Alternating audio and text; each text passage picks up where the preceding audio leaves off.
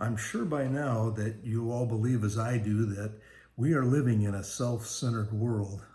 It's the Bible tells us that in the last days, that in 2 Timothy 3:2, people will only live for themselves and their money. They will be boastful and proud, scoffing at God, disobedient to their parents, and ungrateful. They will consider nothing sacred. Does this sound familiar? Does this sound like the world we're living in today? Let's talk about today in your morning cup of inspiration. It's sad to see how fast the world is changing, but the Bible has told us all along what will be taking place in the last days, but it's also told us what we're supposed to do. Over in Matthew 6:24 and 25, we're told, if anyone desires to come after me, let him deny himself and take up his cross and follow me. For whoever desires to save his life will lose it, but whoever loses his life for my sake will find it. See, he tells us to be disciples or followers of Jesus, but we must deny ourselves.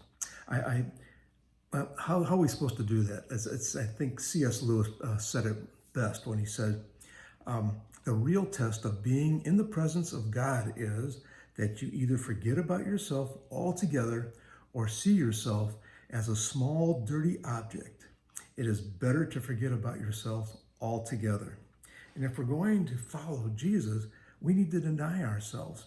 And that simply means putting his will in front of ours, wanting his will more than we want our own.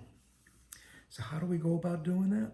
Well, instead of saying, it's all about me, and I want all the attention, and look at all the stuff I have, and look how big my portfolio is, it's actually asking God for his will in our lives. Taking the time to ask him, to seek. The Bible says, ask, seek, and knock.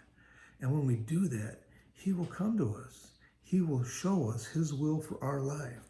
And then it's up to us to follow him, to do his will for our lives. Because in the grand scheme of things, when we're doing what God's will is in our life, it's to glorify him. And it's going to bring glory to him. And it's going to make our lives so much smoother. I don't know about you, but I've tried going off on my own, and it just doesn't work. When I'm on my own path, things happen left and right that I can't even control. And even though I'm following God's will, there's things that are happening I don't have to be in control, because he is. And he'll do that for you too. Deny yourself by asking him his will for your life. God bless everyone. Look forward to seeing you again for another morning cup of inspiration. Have a wonderful day.